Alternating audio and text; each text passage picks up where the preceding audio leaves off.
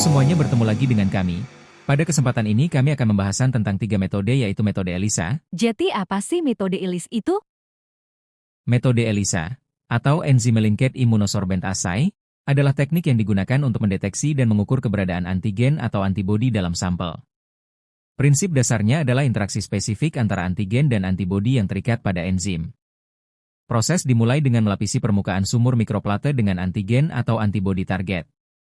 Kemudian, sampel ditambahkan, dan jika antigen atau antibodi target ada, mereka akan berikatan dengan permukaan sumur. Selanjutnya, antibodi sekunder yang dilabeli dengan enzim ditambahkan untuk berikatan dengan kompleks antigen antibodi. Setelah pencucian untuk menghilangkan zat yang tidak terikat, substrat enzim ditambahkan. Enzim akan mengkatalisis reaksi yang menghasilkan perubahan warna. Metode ELISA memiliki beberapa tipe, namun 3 yang paling umum digunakan adalah Direct ELISA, Indirect ELISA, dan Sandwich ELISA. Pertama, Direct ELISA. Pada metode ini, antigen langsung dilekatkan pada permukaan sumur, lalu antibodi yang terkonjugasi dengan enzim ditambahkan. Analisis akhir dilakukan dengan mengukur intensitas warna menggunakan spektrofotometer. Hasilnya dibandingkan dengan kurva standar untuk menentukan konsentrasi target dalam sampel. Semakin kuat warna yang terbentuk, semakin tinggi konsentrasi antigen atau antibodi yang terdeteksi. Halo teman-teman, jadi pada pembahasan kedua ini kita akan membahas tentang imunohistokimia JAD. Apa sih yang dimaksud imunohistokimia itu? Nah teman-teman, jadi imunohistokimia, IHK, adalah teknik laboratorium yang digunakan untuk mendeteksi keberadaan dan lokasi spesifik suatu protein, antigen, dalam jaringan biologis dengan menggunakan antibodi yang spesifik terhadap antigen tersebut. Prinsip kerja imunohistokimia. Sampel jaringan difiksasi dan dipotong tipis, biasanya menggunakan parafin. Antibodi primer yang spesifik terhadap protein target diaplikasikan ke jaringan. Antibodi sekunder yang mengenali antibodi primer dan terkonjugasi dengan enzim atau zat fluoresen kemudian ditambahkan.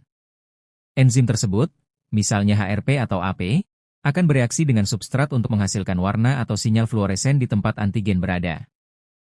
Hasil akhir imunohistokimia. Hasil biasanya berupa gambar mikroskopis yang menunjukkan warna atau cahaya di lokasi tertentu dalam jaringan. Contoh hasil visual. Warna coklat, DAB, di sel kanker menunjukkan ekspresi protein tertentu. Warna biru, hematosilin, untuk kontras inti sel, nukleus. Jika menggunakan label fluoresen, hasilnya berupa cahaya hijau, merah, atau biru tergantung fluorofor yang digunakan. Nah, jadi teknik yang terakhir adalah Western blot, adalah teknik yang digunakan untuk mendeteksi keberadaan dan jumlah suatu protein tertentu dalam sampel biologis, seperti jaringan atau kultur sel. Proses ini dimulai dengan mengekstraksi protein dari sampel. Kemudian protein tersebut dipisahkan berdasarkan ukurannya menggunakan elektroforesis gel SDS phage. Dalam tahap ini, muatan negatif dari SDS membuat protein bermigrasi menuju kutub positif, dengan protein kecil bergerak lebih cepat dan lebih jauh dibandingkan yang besar. Setelah pemisahan, protein yang telah dipisahkan dipindahkan, ditransfer, ke membran tipis dari nitroselulosa atau PVDF. Proses ini memungkinkan protein untuk lebih mudah diakses oleh antibodi dalam tahap deteksi.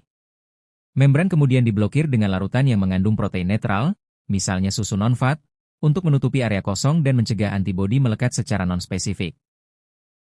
Setelah proses blokade, antibodi primer yang spesifik terhadap protein target ditambahkan. Antibodi ini akan mengikat hanya pada protein yang ingin dideteksi. Selanjutnya, antibodi sekunder yang telah terkonjugasi dengan enzim, seperti HRP, ditambahkan untuk mengenali antibodi primer.